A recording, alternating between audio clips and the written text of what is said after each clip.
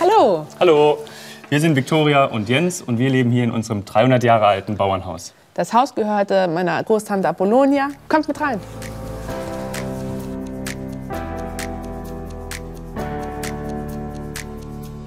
Kommt erst mal rein ins Wohnzimmer.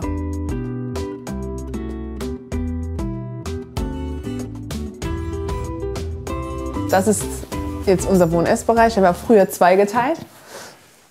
Hier stand doch eine Wand. Früher haben natürlich viel bescheidener gelebt. Und wir heute zu dritt hier in dem gesamten Haus leben, auf 130 Quadratmetern, haben früher 8 Personen gelebt. Der Rest des Hauses war vermietet.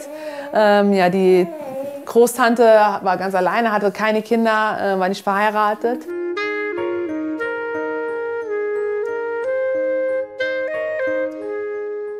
Hier war das Schlafzimmer der Tante Apollonia. Hier haben wahrscheinlich die Klamotten der Tante gelegen. Heute haben wir etwas mehr Platz zum Glück und können unsere Bücher Platz finden. Und hier, das war der Kochplatz, der Wohnbereich, die Stube der Großtante. Und ja, hier hat das Leben stattgefunden. Heute haben wir es halt versucht, möglichst viel zu belassen, haben Fensterbänke erhalten können, wollten aber hier auch einen Raum schaffen, der wieder das verkörpert, was er mal war, also ein Platz der Zusammenkunft, und haben hier eine schöne große Bank gemacht mit einem großen, schönen Esstisch.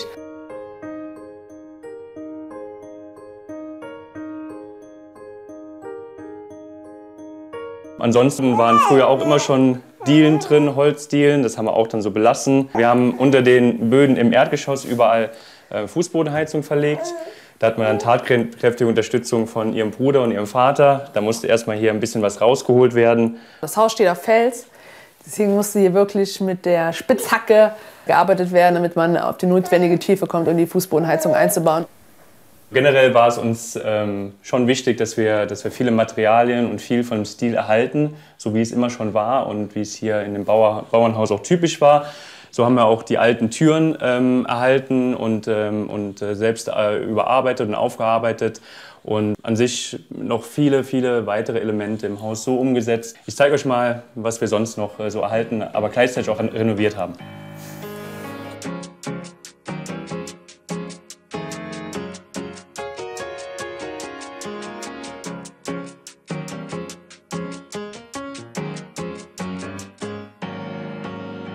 Ja, was wir unbedingt wollten, war natürlich auch die Küche ein bisschen offener zu gestalten. So haben wir die Wand entfernt und wollten eigentlich auch das alte Fachwerk in der Wand erhalten. Als wir die Wand dann geöffnet haben, war es leider nicht möglich, weil die Balken nicht mehr in diesem Zustand waren. Somit haben wir uns den alten Holzbalken, die auch über 300 Jahre alt sind, die waren nebenan in der Scheune, die haben wir dann selbst hier eingebaut, um ja, die gewisse Statik auch im Haus weiter zu halten. Wie man sieht, der alte Balken, oben der Querbalken ist schon etwas durchgebogen. Deswegen mussten wir hier mit dicken Balken arbeiten, sodass wir da keine Probleme bei der Statik bekommen. Zum Glück wurde nichts weggeschmissen.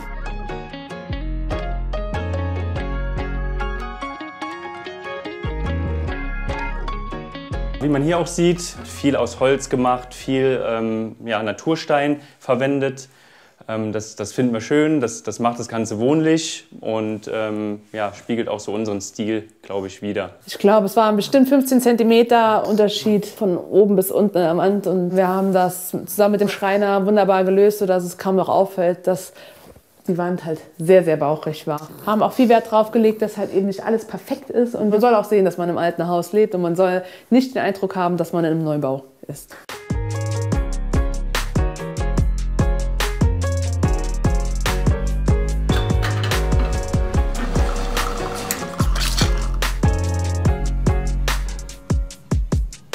Dieser Bereich im Erdgeschoss wurde dann auch damals an eine Frau vermietet, also auf der anderen Seite von Viktorias Großtante. Der Flur war zu eng, dass wir da noch eine Garderobe ordentlich untergebracht hätten. Deswegen haben wir das Ganze hier nach hinten verlagert. Was damals das Herzstück des Hauses war, haben wir jetzt in das Gäste-WC verlagert. Das ist das Waschbecken.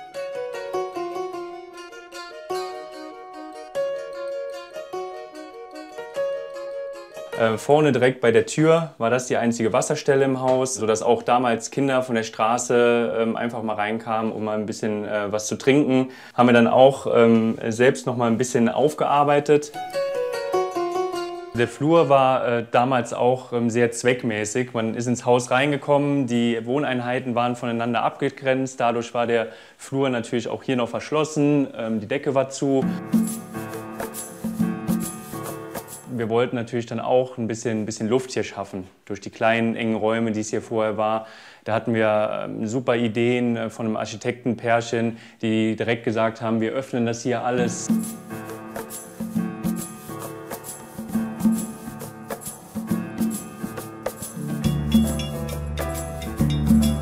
Das ist Wahnsinn, wenn man hier hochschaut, wenn man die alten Balken da oben sieht. Die 3 Etagen sind verknüpft miteinander. Wenn ich morgens Kaffee mache, den riecht man bis oben ins Bett und das ist sehr schön für unser Alltag. Man kann über alle Etagen miteinander sprechen. Auch von den Fliesen her haben wir auch so ein bisschen das Alte wieder in das Haus bringen wollen. Bevor wir jetzt hochgehen, kommt mal mit raus.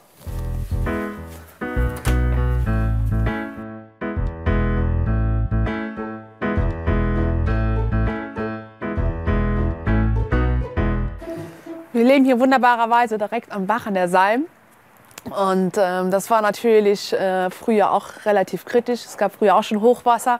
Und die Leute hier haben das Haus einfach auf den Felsen gestellt und waren damit automatisch vom Hochwasser geschützt.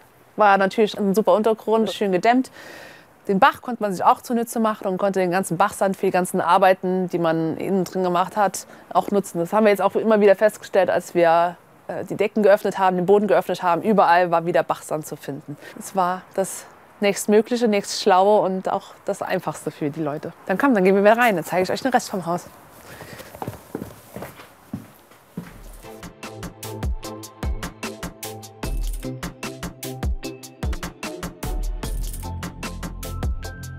Unter der Treppe war früher immer eine kleine Schmuddelecke.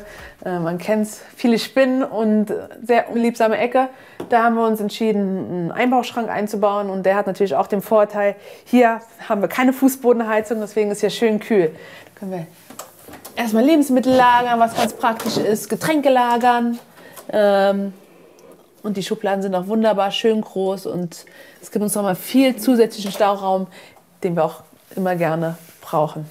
Und dann geht es hier hoch mit unserer schönen Treppe. Die haben wir auch so erhalten und dann haben wir die eben renoviert, abgeschliffen, selber neu gestrichen. Man sieht es auch hier, wir sind halt eben keine Handwerker. Kommt mit hoch. Und als erstes zeige ich euch mal das Zimmer der kleinen Ida.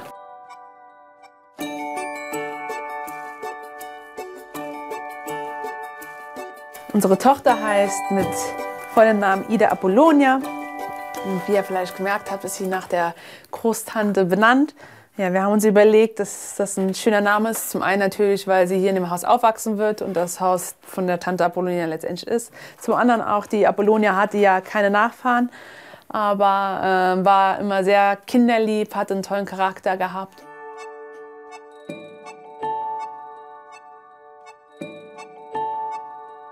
Das ist dann auch eine kleine Hommage an die Großtante.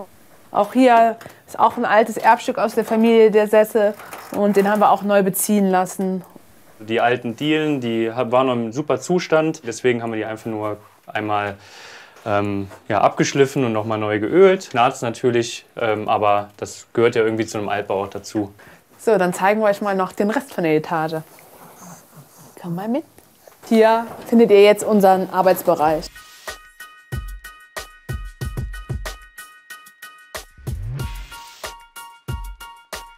Ist natürlich jetzt schön groß und wir können beide schön am Schreibtisch sitzen. Früher sah es hier ganz anders aus. Früher gab es hier noch eine Wand und tatsächlich haben hier auf der Etage 3 Kinder und 3 Erwachsene gelebt. Die Etage war immer vermietet an eine Familie. Hier war praktisch die Küche und die Stube, hier haben wieder alle zusammengesessen. Hier ein Zimmer und wo heute unser Bad ist, wo wir gleich noch hinkommen, war auch noch ein Schlafzimmer. Das Bad war ja, wie früher das so üblich war, draußen. Ja, und hier, was wir eben von unten schon gesehen haben, die Öffnung zur Haustür, zum Flur, die Verbindung zur ersten Etage. Ganz schön und interessant, um einfach mal einen Blick von hier oben in die Küche zu werfen. Und dann natürlich auch den Blick nach oben. Ja, wie man sieht, haben wir hier auch die Decke rausgenommen, um die Balken freizulegen, dass man sich nicht so fühlt, wie es tatsächlich ist, mit ungefähr 2,10 Meter hohen Decken. Das hat wirklich sehr gut funktioniert. So, dann zeigen wir euch noch die restlichen 2 Räume auf dieser Etage. Zum einen auf der rechten Seite haben wir noch einen Hauswirtschaftsraum. Und auf der anderen Seite haben wir noch ein zusätzliches Bad, was wir auch renoviert haben, um den Stil so ein bisschen getreu zu bleiben.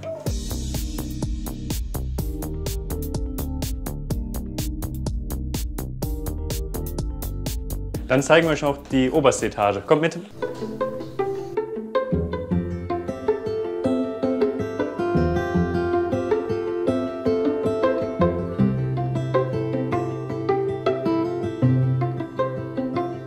Das war früher der Kornspeicher des Hauses und ja, hier wurde das ganze Futter für die Pferde gelagert und ja, zwischenzeitlich wurde es dann umgebaut zu einem Dachboden. Hier hat man auch noch mal einen Dachboden drüber praktisch und die Räume wurden gar nicht richtig genutzt. Wir haben dann auch hier Glück gehabt, wieder mit den Balken. Die wunderschönen Balken sind alle in Ordnung, keiner war gebrochen, keiner war schimmlig. Wir haben uns auch hier dafür wieder entschieden, Einbauschränke einzubauen, weil auch hier natürlich alles sehr schief ist. Durch die Öffnung der Decken ist natürlich hier auch ein total angenehmes Klima im Raum, weil eben immer irgendwie so ein Luftaustausch stattfindet durchs Treppenhaus, durch die Öffnung. Und wir konnten uns hier in dem Raum auch komplett die Heizung sparen. Hier gibt es keine Fußbodenheizung, die haben wir wirklich nur unten im Erdgeschoss. Trotzdem ist es muckelig warm hier im Raum. Werfen wir noch einen Blick ins letzte Zimmer, ins Schlafzimmer. Das Schlafzimmer ist ja recht kompakt und auch das Bad, was gleich kommt, ist recht kompakt. Da brauchten wir noch einen Platz für ja, unsere Zähne zu putzen und haben uns auch dazu entschieden, es zu machen, wie es halt ganz früher war. Da war ja der Waschtisch immer im Schlafzimmer. Das kleine, feine Bad, was dann noch hier zugehört. Den letzten Quadratmeter noch ausgenutzt. Hier war die Herausforderung, dass man trotzdem eine Dusche und genügend Platz hat, aber da es halt eben bis zur Decke durchgeht, ist das gar kein Problem und man fühlt sich nie eingeengt. Wir sind sehr froh, dass wir das Haus renovieren konnten, dass wir das Erbe praktisch fortführen konnten. Es ist so viel passiert in dem Haus und ja, dass wir jetzt viele Geschichten wieder hier schreiben können und das Erbe der Großtante Apollonia weiterführen können. Wir sind auch wirklich stolz darauf, dass wir so ein ganz altes Haus schön modernisieren konnten und uns einfach pudelwohl hier fühlen. Ja, wir würden es einfach genauso wieder machen.